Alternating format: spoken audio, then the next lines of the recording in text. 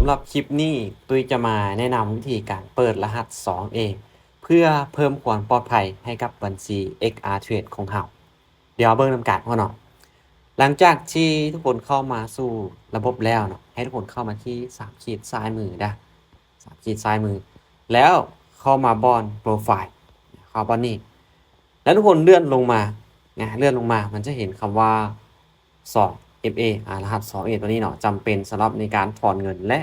อัปเดตความปลอดภัยฉะนั้นทุกคนจำเป็นที่จะต้องเปิดเนาะเอากดไปที่เปิดเลย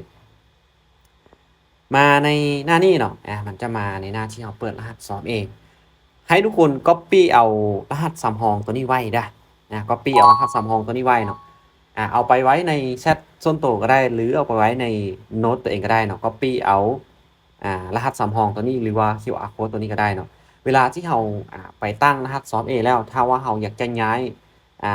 2A ไปในเครื่องใหม่เราก็เอา Copy เอารหัสตัวนี้ไปใส่เลยในเครื่องใหม่ก็สามารถจะใส่ได้โดยที่เราบ่จำเป็นต้องปิด 2A แล้วเปิดใหม่ในกรณีที่เราอยากจะย้าย 2A ไปในเครื่องใหม่แนะนำให้ Copy เอาแล้วกลับไปวางไว้ในโน้ตของตัวเองได้หลังจากที่ Copy แล้วเนาะให้เข้ามาเปิด 2A เปิด 2A ก่อนเนาะสำหรับใครที่บ่ทันมีในแอปของAuthenticator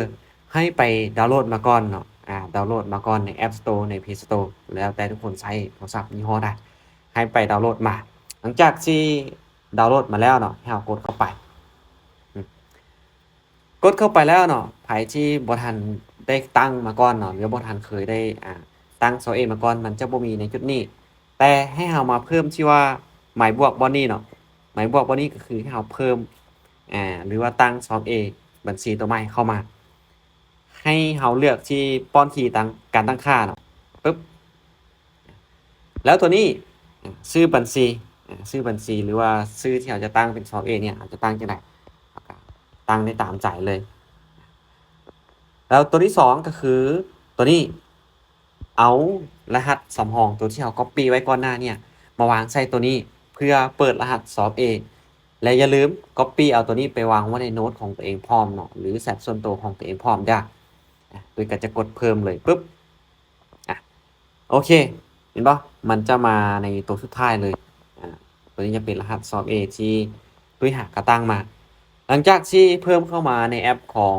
Authenticator แล้วเนาะให้เอาเข้ามาในเว็บของ XR Trade คือเก่าเนาะหลังจากที่เราเข้ามาแล้วให้เราใส่รหัสผ่านตัวนี้เนาะรหัสผ่านตัวนี้จะเป็นรหัสผ่านเข้าสู่ระบบ XR Trade ของเราที่เราตั้งไว้ที่เราตั้งไว้ในตอนที่เราลงทะเบียนได้เราก็ใส่เข้าไปปึ๊บตัวขอใส่แป๊บนึงเนาะหลังจากที่เราใส่รหัสผ่านสำเร็จแล้วให้เรากดบอนนี้เนาะกดเพื่อให้มันส่งรหัสยืนยันไปทางอีเมลของเรากดไปปึ๊บในที่นี่เนาะมันจะมีเวลาอยู่1นาทีที่ให้เราเฮ็ดเนาะเวลาที่เรากดไปแล้วเราก็เข้าไปกดเบิ่งในอีเมลของเราว่ามีข้อความที่ส่งมาแล้วหรือบ่เข้ามาที่แอปของอีเมลโอเคในเมื่อเข้ามาแล้วเนาะเห็นบ่เวลาที่มันส่งมาคือ 9:14 นาทีณตอนที่ตุ้ยอัดคลิปอยู่กับ 9:14 นาทีกดเข้าไป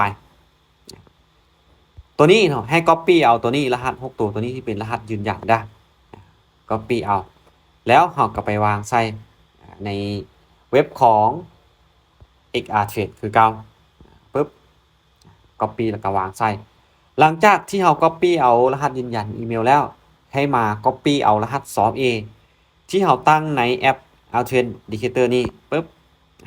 บ่มันจะมีเวลาเด้อมันจะนับถอยหลัง30วิถ้าว่าเราเฮ็ดบ่ทันเราต้องไป Copy เอาตัวใหม่มาบ่ฮู้ว่าทันบ่เดี๋ยวนี้โอเคทันพุ่นเนาะเห็นบ่เดี๋ยวตุ้ยจะมาให้ทุกคนเบิ่งอีกเทื่อนึงบ่ตัวนี้ถ้าว่าบ่ทันเราก็เพียงแต่ว่ารอเอาตัวใหม่ถ้าเราบ่ทันเราก็รอเอาตัวใหม่เนาะเพราะมันมีเวลานับถอยหลัง30วิประมาณ30วิแล้วมันจะเปลี่ยนเป็นตัวใหม่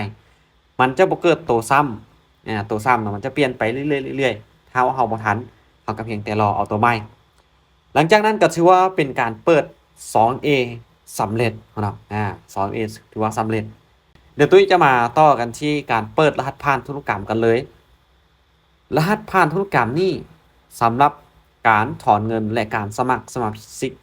VIP หรือการซื้อขายแบบสปอตเนาะจำเป็นที่เราจะต้องเปิดเราก็เพียงแต่ว่ากดเปิดเลยกดเปิดปุ๊บมาในหน้านี้ก็ให้เราใส่รหัสผ่านคือเก่าใส่รหัสผ่านได้ตัวนี้จะใส่รหัสผ่านเข้าสู่ระบบปึ๊บหลังจากที่เราใส่รหัสผ่านสำเร็จแล้วก็คือเก่าเนาะกดตัวนี้ไปเพื่อที่มันส่งรหัสยืนยันไปทางอีเมลของเราก็กดไปเลยกดไปแล้วปุ๊บเราก็เข้าไปในแอปของอีเมลเพื่อเข้าไปเบิ่งนะว่ารหัสที่มันส่งมาแล้วหรือบ่ตัวนี้เวลาที่ 9:16 นาทีปุ๊บนี่เห็นบ่เราก็ copy เอาตัวนี้ copy เอารหัสแล้วกลับไปวางใส่ง่ายๆเขาเนาะง่ายๆปุ๊บกลับมาวางใส่ในรหัสยืนยันอีเมลตัวนี้ปุ๊บแล้วรหัสธุรกรรม6ตัวนี้เนาะรหัส6ตัวนี้ให้ใส่เป็นตัวเลขเด้อใส่เป็นตัวหนังสือใส่เป็นภาษาอังกฤษจะบ่สามารถที่จะพิมพ์เวลาที่เราจะถอนเงินได้ต้องใส่เป็นตัวเลขใส่จังใดก็ได้ขอเพียงแต่ทุกคนจื้อเนาะใส่จังใดก็ได้เดี๋ยวตุ้ยจะใส่แป๊บนึงนะและตัวที่2ตัวต่อมานี่ก็คือยืนยันรหัสผ่านธุรกรรมอีกครั้งนึงเราก็ใส่คืนเราก็ใส่คืนได้หลังจากที่เราใส่รหัสผ่านธุรกรรมตั้งรหัสผ่านธุรกรรมสำเร็จแล้วเปิดใช้งานโอเคเห็นบ่ก็ชื่อว่าทำการเปิดรหัสธุรกรรมสำเร็จเนาะง่ายๆนี่วิธีการเปิดซึ่งรหัส2ตัวนี้จำเป็นที่เราจะต้องได้เปิดเนาะเพื่อความปลอดภัยของบัญชีของเราและเพื่อเวลาที่เราจะเฮ็ดธุรกรรมในการถอนเงินโอนเงินหรือสมัครVIP หรือว่าแม้กระทั่งการซื้อขายแบบสปอตเราจำเป็นที่จะต้องสมัครนะทุกคนเบิ่งแล้วก็ปฏิบัติตามคลิปนี้ได้เลยสำหรับวิธีการเข้าสู่ระบบหลังจากที่เราตั้งรหัส 2A แล้ว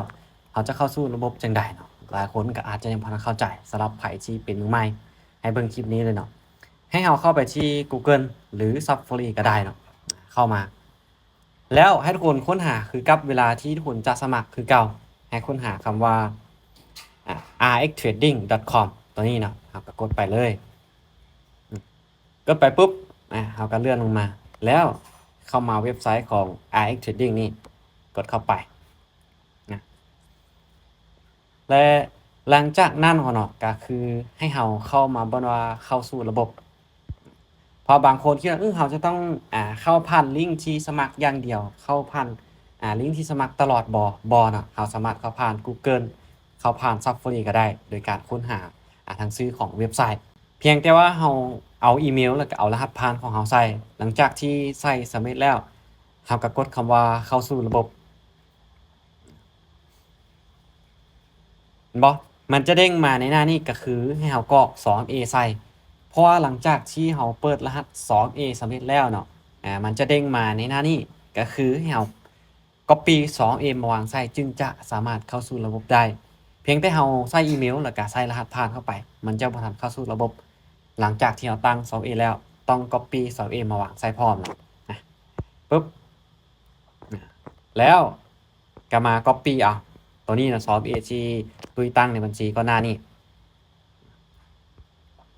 เราต้องเฮ็ดให้มันทันเนาะถ้าบ่ทันเราก็รอตัวใหม่